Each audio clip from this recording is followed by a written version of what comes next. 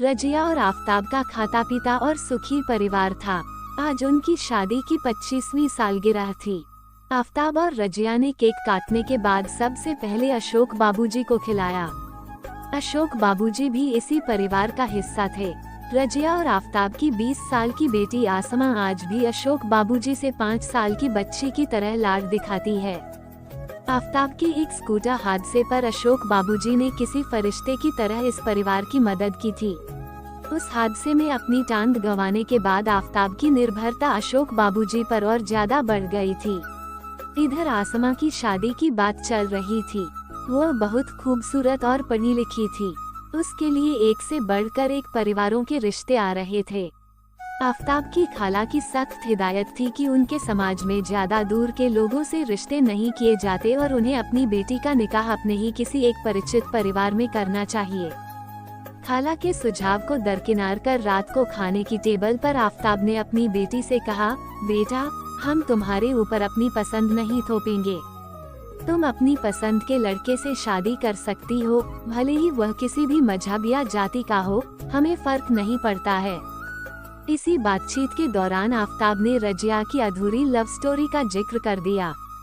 रजिया बातचीत का मसला बदलने को कहकर बगैर पूरा खाना खाए उठ गई।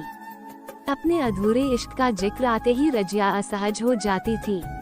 वो अपने पुराने प्यार को पूरी तरह भूल चुकी थी और अब उसके लिए टोकना उसे बुरा लगता था। आफताब ने रजिया के कॉलेज के लड़के के साथ अफेयर की अनदेखी कर उससे शादी की थी। आफताब ने रजिया की प्रेम कहानी को पूरी होने से पहले ही खत्म कर दिया था। आफताब को इस बात का अफसोस था।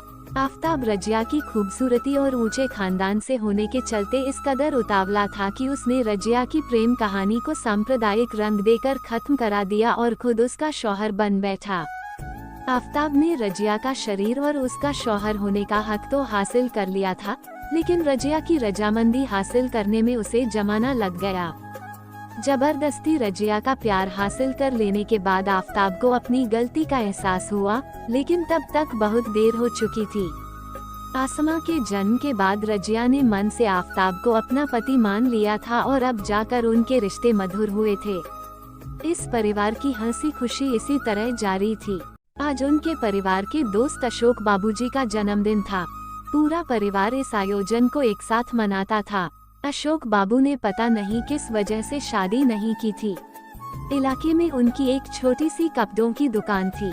अशोक बाबूजी से इस परिवार का नाता दिनों दिन और गहरा हो गया था। आफताब को अशोक बाबूजी ने ही दिया था। आसमा को जन्म के बाद सबसे पहले अपनी बाहों में उठाने वाले अशोक बाबूजी ही थे। कहते हैं कि इंसान के कर्म इसी जिंदगी में कभी न कभी उसके आने वाले कल को जरूर चोट पहुंचाते हैं। किसी छोटी सी बात पर नाराज होकर एक दिन दंगाइयों ने आफताब के घर में आग लगा दी। रजिया और आसमा तो किसी तरह से पर्दों और चादरों की रस्सी बनाकर बाहर निकल आई, लेकिन आफताब के साथ उनका खुशियों का आशियाना जलकर खाक हो चुका था। अशोक बाबूजी एक बार फिर इस परिवार के लिए फरिश्ता साबित हुए। भयानक अग्निकांड के बाद जब उनका किसी रिश्तेदार ने सहयोग नहीं दिया, तो अशोक बाबूजी ने ही उन्हें अपने घर में पनाह दी।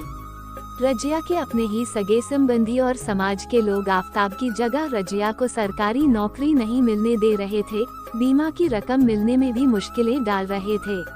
पूरा शहर मानो इस परिवार की जान का दुश्मन बना हुआ था। अशोक बाबूजी को इस परिवार के लिए कई दिनों तक दुकान बंद रखनी पड़ी, पूरे शहर से लड़ना पड़ा।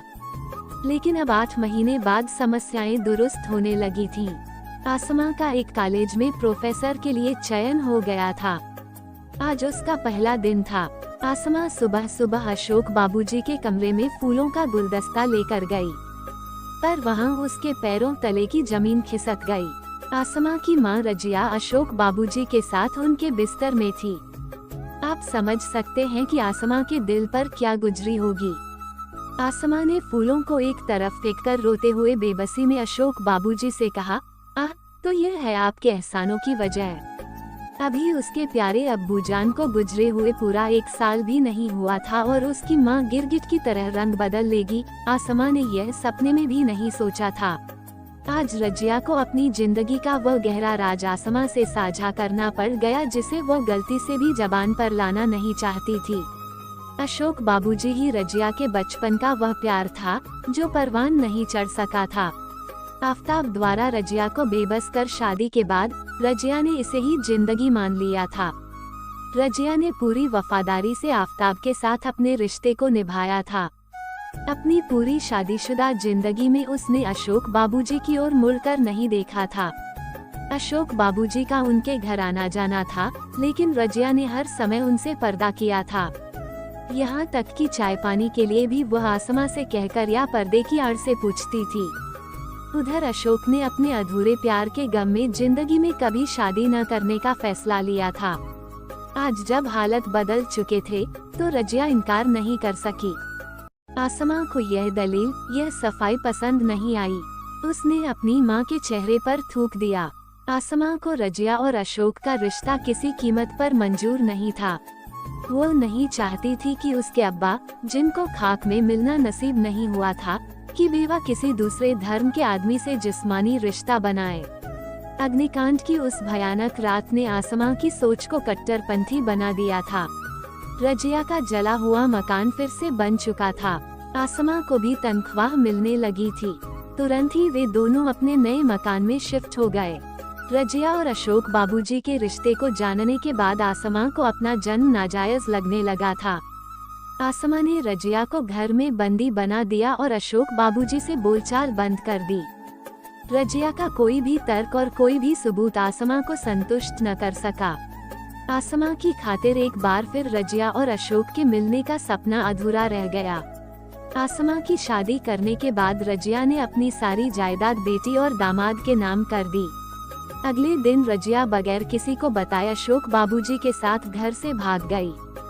जो काम अशोक और रजिया को आज से 30 साल पहले पूरा कर लेना चाहिए था, 50 साल की उम्र में वही काम कर उन्होंने अपनी अधूरी प्रेम कहानी को पूरा कर लिया था। दोस्तों, यह कहानी आप लोगों को अगर अच्छी लगी हो तो अपने दोस्तों के साथ जरूर शेयर करें और हमारे चैनल पर फर्स्ट टाइम वीडियो देख रहे हैं तो हमारे चैनल को जरूर सब्सक्राइब करें। धन्यवाद।